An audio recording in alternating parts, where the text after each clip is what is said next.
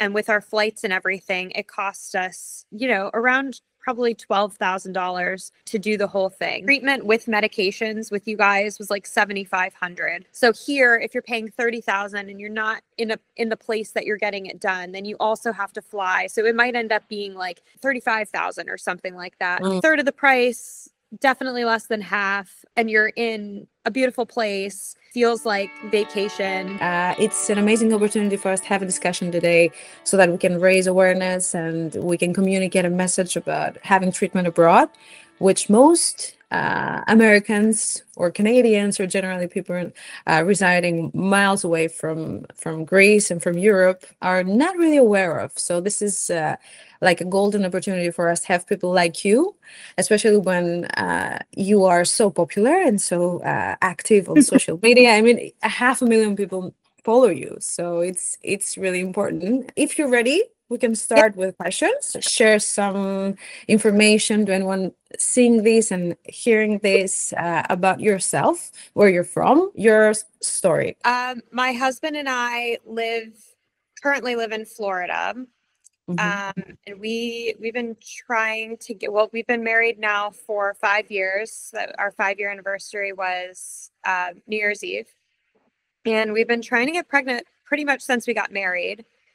But they couldn't find any reason why we weren't able to. So, we did like the tracking of my ovulation and several different things. I bought this device that went up into me and like told me when I was supposed to be ovulating, and yeah, it just like wasn't happening for us. Other than like the fertility stuff, I mean, we grew up in Florida, got married in Florida. My husband and I lived in Atlanta for a little while, and then in Minnesota, if you guys are familiar, it's very cold up there. So we lived there for 5 years.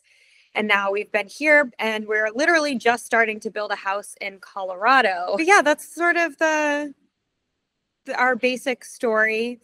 And we just decided that we wanted to try IVF after, and I found a fibroid in my uterus. I don't know, like a year or two after we got married, and that had to be removed. And so we figured that was probably part of our infertility. But we ended up just, deciding to do IVF. You were trying for some time, correct? Naturally, and like every couple does when they're attempting a pregnancy. So how long did that last? Was it a period of about a year or so? I guess I went to a specialist after like 2 years or so, and that's when the fibroid was found. And then we continued trying after my uterus was healed for another couple of years. We had a tragedy in my family in the middle of that, so that kind of played a part. And after nothing was happening, I'm getting older, he's getting older, we just needed to make something happen. So it was like 4.5 years until we started IVF. So if you don't mind sharing your age at the moment? I am about to turn 38 in like a month, so I'm 37. Okay. So you were around 33 when you started the whole process, and after these years that you actually considered going down the road of IVF. What was your initial reaction when you found out that you might need IVF generally? I was sort of relieved, because it felt like we were out of control, like that we didn't have control over what was happening, and it felt like good to gain some control, hopefully. We didn't know how it was going to go, but felt like we had a better shot of making it happen that way. Well, it's understandable, because I feel that you probably felt and experienced moments of like complete darkness in terms of where you're going and what's happening and why things aren't turning out well. Yeah, I mean, it's really frustrating when your body can't do what it's supposed to be able to do when you're wanting to start a family and you can't. And the clock feels like it's ticking. It can be really overwhelming. You can feel like there's like a lot of pressure on you to make stuff happen. So to start IVF, it felt like some of that pressure was taken off, leave it in the hands of science. Yeah, that's right. Did you receive any guidance or any more specific instructions of what comes next after the fibroid was found and detected and you had an operation to remove it? Did you feel that the specialist that you went through supported you, helped you with your upcoming steps? Because it took you quite a long time to sort of finalize or proceed with the decision making about IVF, or generally finalizing the next steps for achieving a pregnancy. I unfortunately had a bad experience with the specialist, not in the outcome of the surgery, but with him in the office just in general. So he was not like super helpful, other than saying, wait a certain amount of time before you start trying again so that your uterus can heal. And he told me I would have to have a C-section, but that was really all of the information that he gave. I mean, if I had continued to go back to him, then maybe he would have given more. But yeah, that relationship had to be cut short, unfortunately. We did try to go to a couple of other IVF specialists in the States. We made appointments with 2 other specialists in Minnesota and had appointments with both of them. And we were really, really not happy with how they went. It felt like they were selling us on like all of these different things, convincing us that we would never get pregnant on our own. If we did not do IVF, like we would not get pregnant, like showing us all these charts and statistics, showing us why that was the case. And basically just trying, it felt like a sales meeting and not like a talk about our fertility. So, I mean, we ended up getting some testing done that showed nothing, like nothing conclusive as to why nothing was happening for us, which was good in a way, but in another way, we still didn't have answers. And we really did not feel comfortable with any of the clinics that we had talked to. And they're so expensive, you want to feel comfortable. Like in the States, it's like $30,000 to have one round of IVF. and for you to have, be working with people that you don't feel are really in it for you, they're just like for the money. It's really tough to make a decision to work with somebody like that. Those are the impressions you were left with, even from just a single consultation discussion. Yes. For your fertility future. Yeah, we spoke with another clinic more than once, but I don't know. We liked them better, but it was still really expensive, and we weren't sold on it. So one of the clinics was particularly bad in their, call it, bedside manner for that appointment. Yeah. Is this something that you are hearing about often from other women in the US? Their experiences? For the most part, honestly, like anyone that I've talked to that goes through IVF, the negative part of the conversation is usually just about the cost. I do have a friend that's going through IVF with a clinic here that's on the less expensive side, but they have so many clients that it's just, I feel like it's more difficult for her to get in to see the same people. Like you don't have that like personal attention the way that, I did with you guys. Yeah. I think communication can sometimes go downhill. She hasn't been super unhappy. And I think when you make a decision like that to work with a clinic that's a little less expensive, you sort of just expect that there will be some things that you have to deal with. But you just are happy with it because you're not paying as much. Of course, it's a trade-off. I mean, right. You win some, you lose some. It's understandable. And they obviously have a lot of clients and many patients undergoing treatments because of the price. And we know that there's insurance coverage on a partial level, or there's no such prediction, I mean, for insurance companies to cover such fertility services. So is this something that you could, share a bit more about your personal experience with insurance? I mean, was this something that that was covered for you as a couple? Yeah. So for us, this is very much a company thing. Like the company that you work for will either decide to cover something like that or not. And for like, I work for myself. So I'm under my husband's insurance with his work, and his company does not cover that. So we didn't have any insurance coverage. We just had our health savings account, which we were very happy to find out that we could use that money towards IVF wherever we chose to do it. So we didn't need to use it in the United States. We could go elsewhere and use that same health insurance savings money elsewhere. But I have friends that it's like completely covered for them, which is amazing, because they just like go and get it done, and it's like no big deal. They just like go to any clinic that they like, really. And when did the concept of IVF abroad come up?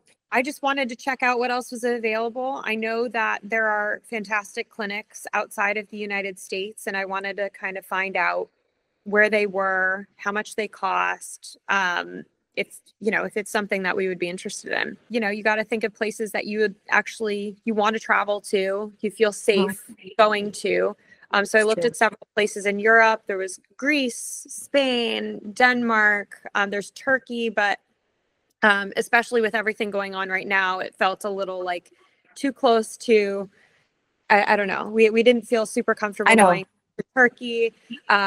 Denmark was more expensive. Spain was a little bit more expensive. But I think if I hadn't found a clinic with such good ratings and reviews, then I maybe would have gone with a place like Spain. But when I found Newlife, I was, looking through all these different websites about like the best fertility clinics, just to like cross-reference in several places.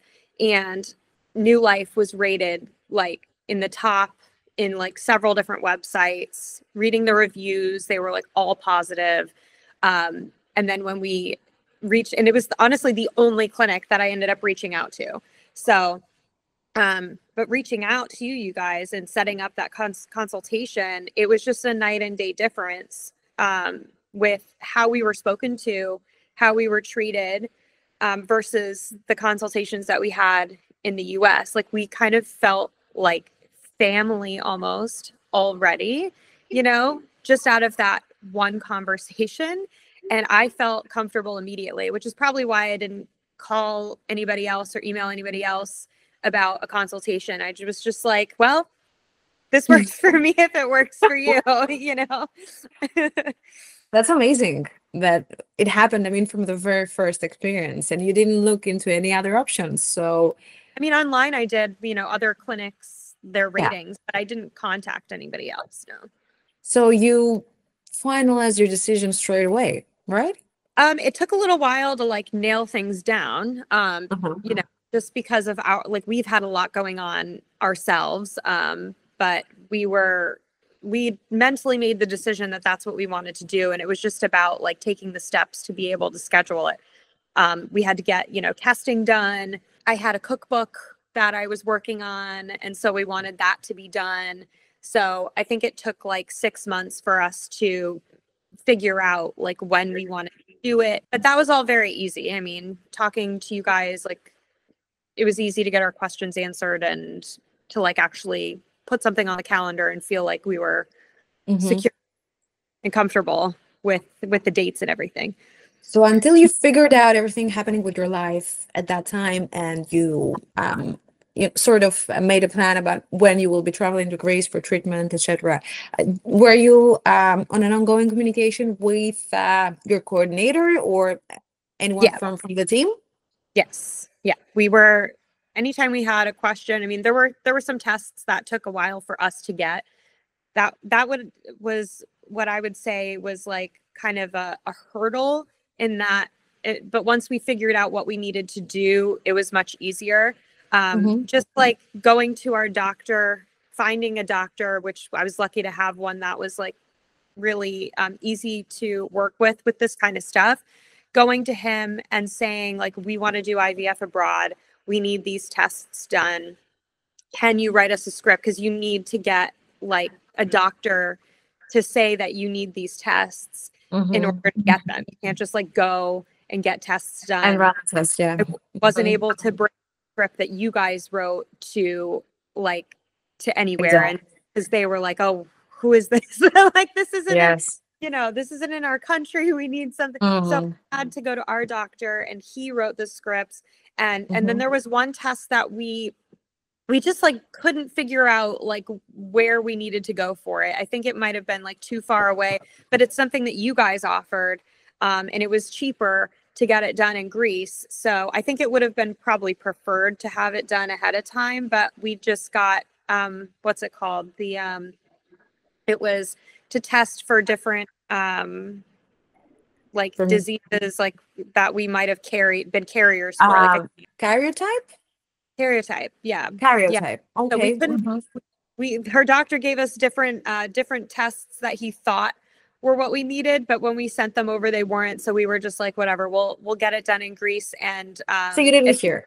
Yeah, we did it when we got there. Like as soon as we got there, the test in time, so it didn't end up being an issue. But that was probably the biggest hurdle of the whole process, was just like figuring out where to get testing done. But once we did, it's like if we were to have to go through it again, it would be much easier. Were you offered the option of running gold testing in Greece upon arrival, or was it recommended to you that you perform everything or some of it in the US? So when I went to my doctor, he basically looked at the list of testing that I needed and said, this one, and this one can be covered by insurance. So I wouldn't have to pay. So he let me know I wouldn't have to pay for here. And then the rest we knew would be cheaper to have the testing done in Greece if with insurance. So we just like waited on the rest of them. And as soon as we arrived, like our very first appointment, we got the karyotype test done, and we got the rest of the remaining tests done. And and that was easy. Can you please just take us to the timeline? I mean, you decide that you will travel on which month, and when did that happen actually? And when did you arrive in Greece? So we actually, our friend was getting married in Spain, so we thought it was the perfect opportunity to fly over to be able to go to his wedding and do IVF. So we flew over a little early, the first week of August, at the end of the first week, and we arrived in Greece like 2 weeks later. Sorry to interrupt. First impressions when you landed in Thessaloniki, in Greece. Well, it's a beautiful kind of like descent there. Like you kind of coming in over the water and you see the city like right there. So that was really cool. I've been to Greece actually a couple of times before. I just never had been to northern Greece. So I was really interested to see like what the difference would be between like Athens or like I've been to Karpenisi, and I'm like, okay, what is it going to be like, you know?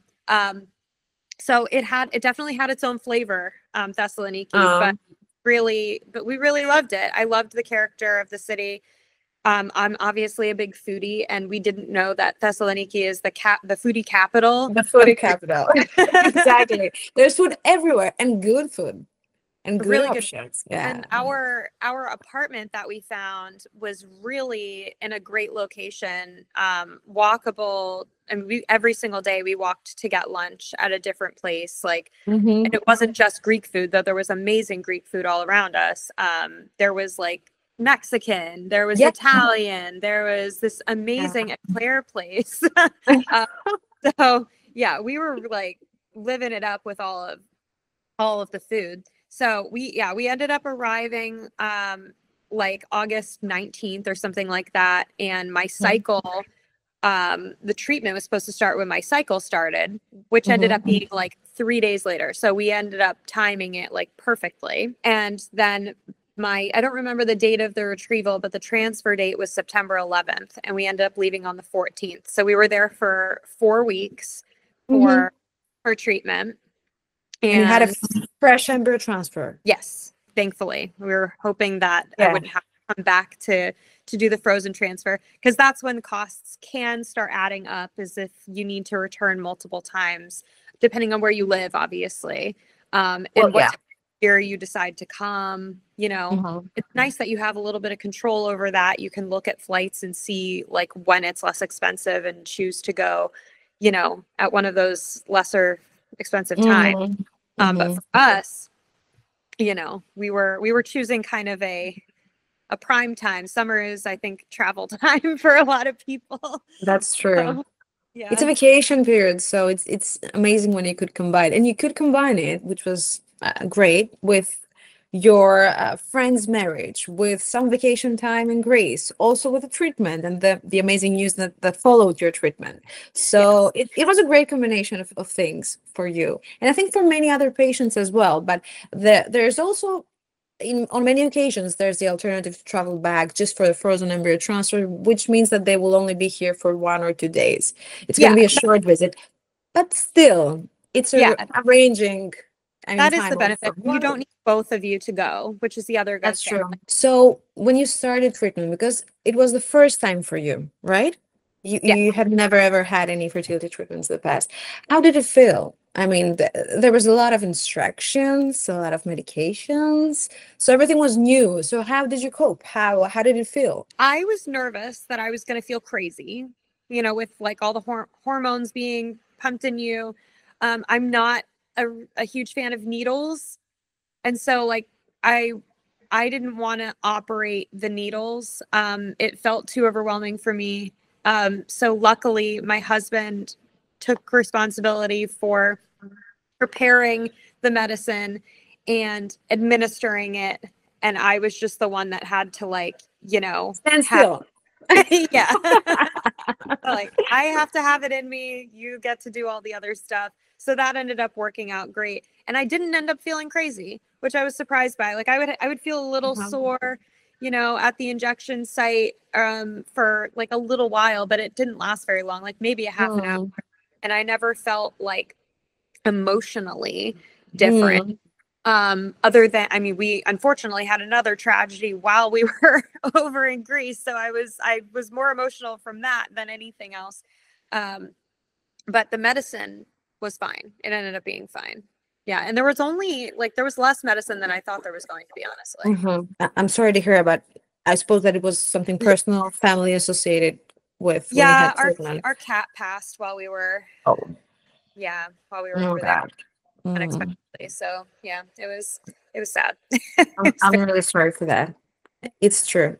Many have a misconception about fertility medications and drugs, and they feel like it's the most scary part of IVF. And sharing your experience and telling people that it felt normal and it didn't cause any side effects that made you not regulate yourself or your emotions or cause any issues with your life and your everyday during treatment. It's really, really important. I mean, I know everybody's different, so maybe my experience isn't everybody's experience, but I mean, I wouldn't say that I've been immune to hormonal feelings before in my regular cycle. So I know that, like, you know, I was expecting that, if anything, because in my regular cycles, I can get really hormonal, but I didn't. So yeah, it was good. The only negative of the medication, which I think happens with probably everybody with IVF, but maybe not, is once I started taking the progesterone to prepare for the transfer, I became like, I constipated and I like not go to the bathroom for like after I got back and I was pregnant. It was like, it started getting better once I was like weaning off the progesterone, but for a little while there, I was like, that was probably the worst side effect, was just like having trouble going to the bathroom. Okay. Well, it happens from time to time, so it's quite normal. Yeah, exactly. So it was what it was, you know, but I made it through. They have like medicine that you can take that's safe to make that easier. But it was the only minor side effect, so I think it was a win-win situation. Yeah, it was fine. It was fine. It was fine. I made it. Did you feel that there were any language barriers or cultural differences that caused some miscommunication or any obstacles during the process? I didn't really feel like we couldn't understand at any point. Eero was our coordinator, and she was very thorough. She went slow, made sure we understood every every time, like every appointment that we had, she went over like the process of injecting the medications, you know, what to do, what not to do. So, and then she would send a follow-up email explaining basically everything that she had just told us in person. So just to like reiterate everything. So we never felt like confused about any of that stuff. It was not overwhelming for us. And then, you know, with the doctor and everything, like we felt very comfortable with everyone, every visit. So, I mean, yeah, again, we had a very good experience. Like every single time we were at the clinic, it never felt like there were so many people there that we weren't getting like our special attention. You know, we felt good about the interactions that we had with everybody, like every single time we were there and past the time we were there. After we left, you know, we continued to have communication with Eero. She was obviously like wanting to know whether we were pregnant or not. And then she continued to give us further instruction, like if we were pregnant, you know, reminders about the medication and like how long to stay, when to wean off. It felt like we didn't really have to worry about like all of that because it was very clearly given to us. So it felt that you had guidance for every single step that you had followed. Yeah, definitely. I know it may feel as a roller coaster of emotions when you're undergoing treatment and when you're expecting the results. So can you share how it felt just now that you can be more detached to it and have a clear sort of image and picture of how it felt during the treatment process? I mean, up until the egg collection, after the egg collection, and after the embryo transfer, was it the same? Did it feel different? Physically, I was fine. I mean, I started getting nervous about what the results were going to be. I think like anybody would, you know, going in for the retrieval. Honestly, I was a little excited about the retrieval because I love, this is going to sound really bad, but I love how well rested I feel after coming out of anesthesia. The anesthesia. So I'm like, oh yay, I get to be put on anesthesia. But you know, we were wondering like how many eggs were going to be collected, obviously. So that was like what's that going to end up being? We were happy with the results of that. I think we were expecting less than we got. And then we were also happy with the number of eggs that fertilized up to the stage that they needed to. So we were pleasantly surprised with all of that. I mean, the fear is obviously that you go and you don't get any, or you get like a bunch of eggs, but none of them fertilize. So we were very happy with that. And then the transfer was so easy. I mean, you're in, you're out. Like that was like a 10-minute ordeal. I didn't feel like so, you know, that's just like a cross your fingers moment, obviously. And then leading up to it, you know, I tried to not think about it because it's like the 2-week wait. It's like the worst. But the morning, you know, I went to get my blood test to find out if I was pregnant. And I just remember the morning of like getting the results, I saw that they had come through and I had woken up early. Like I was still kind of acclimating to the time change. And my husband had just woken up and he's like, all right, I got to go to the bathroom. So he goes into the bathroom. I look at my phone, I see the results. And for 20 minutes, I swear to you, he's in the bathroom. I'm pacing around the kitchen island, just like waiting for him to get out so we can look at these results. And I was like, this is probably bad for the baby if I am pregnant. I'm so worked up right now. Like he needs to just come out of the bathroom. So we sat down on the couch together after he finally got out and opened it up, and like our levels were super high, and it was just like the biggest relief I can't describe. And honestly, I thought it might be twins because we transferred 2 embryos, and my level was so high that I'm like, oh my god, it could be twins. And we're like freaking out.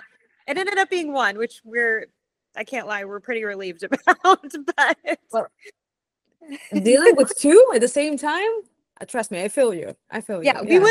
we would have done it. We were like, if we can I have two know. at once, and then that's great, though it's gonna be crazy. So yeah, we were like, okay, we got one, we're good. That was amazing. And the patience that you had for 20 minutes to wait for him to come out and see I the wouldn't results. say I My wouldn't say I had goodness. patience, but I mean, you managed, you waited, so that was good. I did wait. Um, Did wait. so You're lucky. so probably the peak moment was 9 days after the embryo transfer that you had the testing and you had the results the same day or the following day coming in. It was either the following day or the day after that. It Okay. might have been the next day, actually. Might have been the next day. Okay. 'Cause they told me it could take 4 days, and I'm like, 4 days? I didn't even That's too know. long for one single blood test, 4 days. Come on, Seriously. people. It's just the way Okay. that I mean, it was a Friday. So I know, like, if Wow. they had gotten it done that day or like whatever, that I don't Yeah. even did them on Saturday, whatever. There's like only two Mm. companies here that typically do that sort of testing unless Yeah. you go to a regular doctor. But Mhm. so I guess it's normal, but Were there any unexpected moments during the entire process? it took a little bit longer for my follicles to like get to where they needed to be. So I guess Mhm.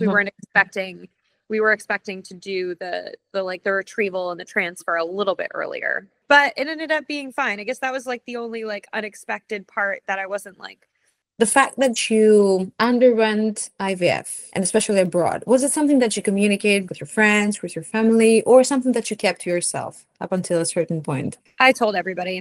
I told, yeah, all our whole family knew. And then I'm not a person that really keeps secrets very well.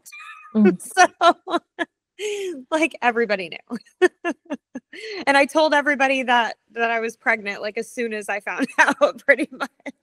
Well, you wanted to share the amazing news. So, I mean, it comes down to how you feel and what type of character you have and how you express yourself. But it was a moment of pure happiness. So when you spread out happy news, I mean, it feels even better, doesn't it? I couldn't hold it in. Yeah, So, you couldn't. And you shouldn't actually. I agree with you. I mean, I would do the same. What were their reactions? I mean, did you have support? I mean, when you shared the news about having the actual treatment, and then of course the amazing news about the pregnancy. yeah, I mean, I think everyone was obviously super happy for us and super excited and emotional about it because for my family, it's been a difficult few years or so. My brother passed in a car accident in 2022, and Oh my God. it that's when my husband and I moved from Minnesota down to be with my parents.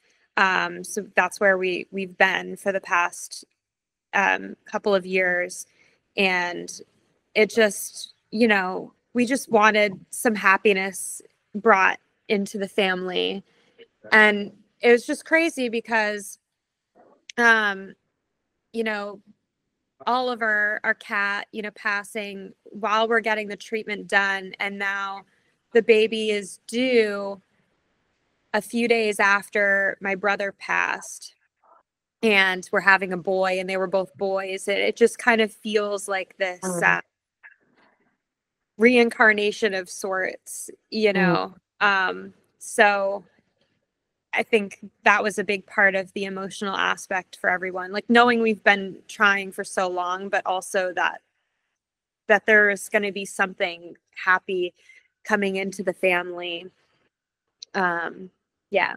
So we've been getting a lot of love. Do you feel that on a spiritual level there's a sort of messaging in everything? And of course, if you're not happy to discuss this, it's absolutely fine. I'm definitely a more spiritual person. I think my parents aren't as much, but it's hard to not make certain connections, you know. Um, Mm, so for me, I do feel like there was some divine intervention and connectedness with it mhm. all, which brings me a lot of peace. And, it's still incredibly sad, but, Yeah, yeah. I understand. Life goes on, and there are moments that it feels like it wants to remind you of someone or something that really matters to you. So it Yeah. may probably felt like that. We know that you are so popular and so active, and you are famous. That's true. You are. You are. Did you share the news with everybody else? I mean, your Yes. followers? I waited until I was, I think, 11 weeks pregnant. So like not quite into my second trimester. And before sharing that I was pregnant with everybody else. So they've known for like a month and a half now. And everyone's super happy. I honestly feel like everyone's more interested in that than food now with me. They're just like, oh, screw the food. We want to hear more about the pregnancy. The And they're so happy pregnancy. for me. Like they just, yeah, it's been really great to see the reactions from everybody. Did you share any gender reveal details I have on not yet. social? We did. No, I'm actually trying to sort out how I'm going to do that. But I will soon. I'm going to do a YouTube video about it, and I'll probably do like something short for Instagram about it too. But yeah, nobody knows that it's a boy yet. So I guess if they watch this, they'll know. Well, it's gonna come later on, so you'll be the one sharing first. Okay. For sure. That's gonna be for sure. So going back to the part where you were doing your research and looking into Greece as an option, do you think that you found resources and journal information online helpful? Yeah, I mean, I felt like I'm a pretty thorough researcher, so I felt like I got enough information off of your website to want to go to your site. I got there, I felt like you guys laid out everything very clearly, especially like cost wise.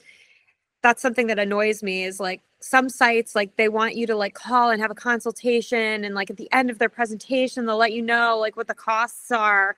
And I don't want to go through all of this just to like be told at the end and not be able to afford it or whatever. So go and see everything so clearly outlined, cost wise on your site was super helpful.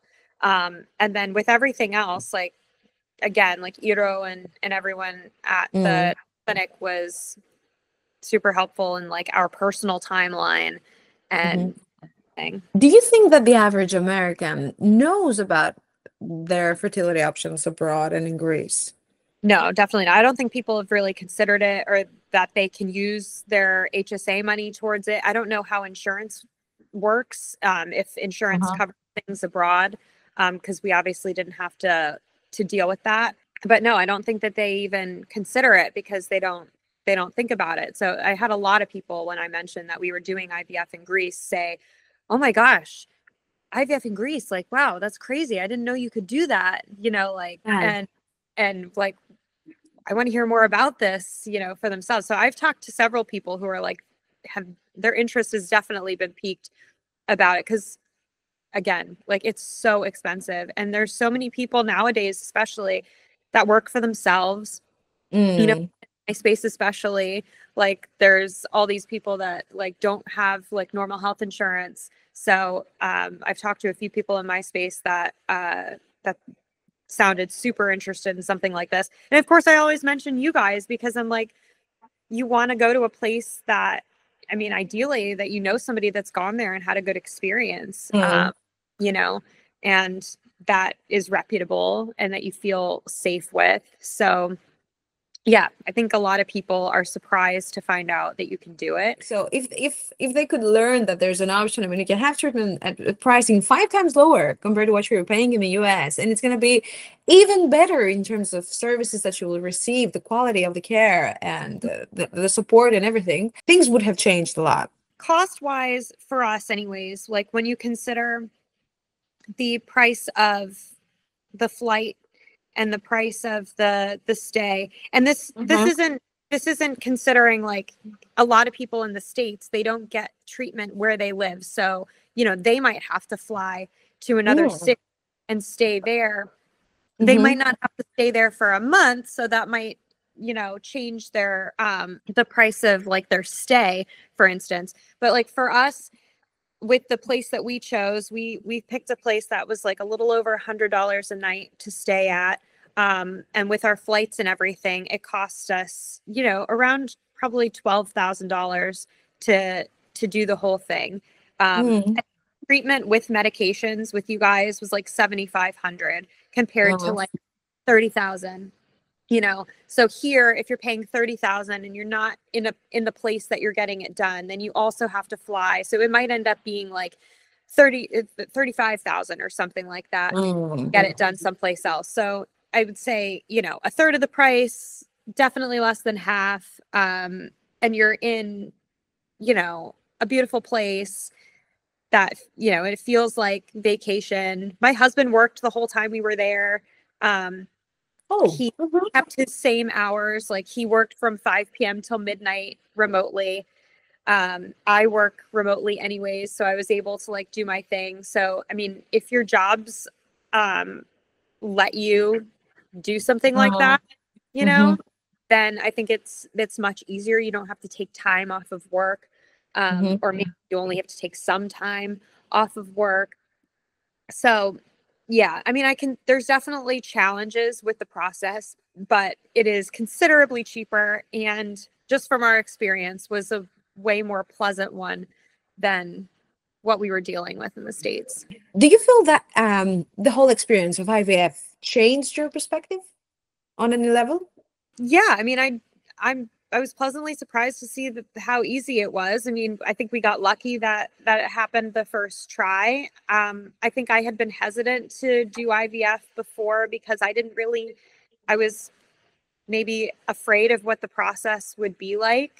You know, again, I thought maybe I would feel crazy from the medication, that it would hurt really bad, that it wouldn't work, you know, because we hadn't gotten pregnant. And so I just felt like, wow, that was much easier than I thought. Something that I feel like if I needed to go through the process again, I wouldn't really be that stressed or anxious about. It's just a matter of like, how will it turn out? You know, like you go through the process the first time and it works, but it might not the second time. Like, who knows? We do have an embryo like frozen that you guys are holding for us right now. So I'll end up going back to get that transferred, which is a super easy process. Like it's just me that has to go for a few days. So that's like not a big deal at all. So yeah, I mean, I guess it's made me much more optimistic about my options, and made me not feel like hopeless on like not being able to get pregnant by ourselves. I think that it's not the right time to ask this question, but I suppose that you would want to use that embryo in the future. I mean, yeah, I mean, I think Shane is open for trying again, but I feel like if the embryo is there, like I feel like it's almost a responsibility that I have to transfer it. So, you know, I haven't really discussed this with him, but if we got pregnant on our own a second time, I would probably still want to go back and get the other one transferred just to see. And if it worked, then it was meant to be. And if it doesn't, then it was meant to be, you know? Yeah. That's true. What would you say was the most memorable moment during treatment and after it, of course, the completion? I guess just like finding out about the retrieval was probably the most memorable because we were still there, you know. Transfer, we found out, well, and obviously finding out that we were pregnant at home, having the midwife come in and tell us like the results of everything. And I just loved her. She like gave us all the information and we were just so happy that we got what we got. And so, yeah, I feel like that was probably the most memorable, the whole retrieval, and seeing like the results of it. Cause then it became real, you know, you're going through all of the medications and checking the follicles, but you don't really know what's going to happen. And so it felt like we actually had something to work with at that point. And that at that point is probably when I started feeling actually hopeful that something would come from it. What's your advice for anyone considering this option abroad? obviously, like, make sure you're comfortable with whoever it is. Like, do a consultation, make sure that they're treating you like a human and that they're giving you all of the information you need without scaring you, because that's something that we experienced a lot of and really left a bad taste in our mouth with other places. So to just make sure that people are like on your side, that you're, you know, like comfortable with the place that you're going to, that you really take into consideration like the cost of everything and go into it without expectation, because, you know, for some people it works great. For other people it works after 3 tries or 4 tries or something. So to just try to manage expectations and be as comfortable as you can with whoever you choose, because these are the people that have the future of your family in your hands, essentially, you know, and you want to feel good about them. I'm a believer in energy, and, you know, if something doesn't feel right, if a person doesn't feel right, I feel like that can affect a process, you know, that can affect how your body responds. Cost of medications, to ask questions about like what the range, because everyone's different. Ask questions about what, you know, how much do these medications typically cost? What does the average person need? What's the high end? What's the low end of the cost of medication? You know, like if I need a frozen transfer, what does the timeline look like? If I need a fresh transfer, what does the timeline look like? Just asking like tons of questions up front, so you don't get slapped with a surprise later on that you maybe weren't expecting. So you're just prepared for every outcome. That's my advice.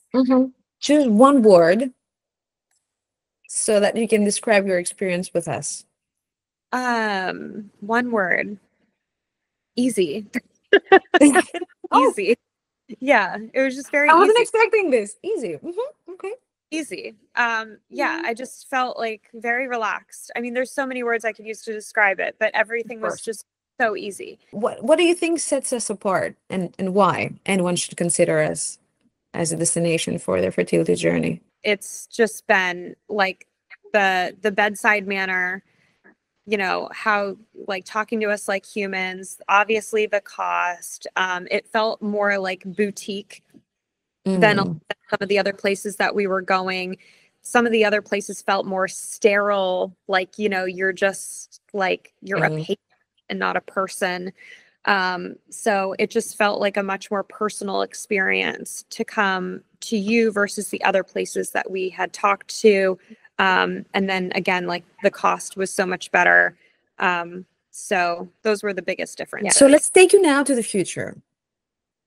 How do you see yourself in 10 years from today?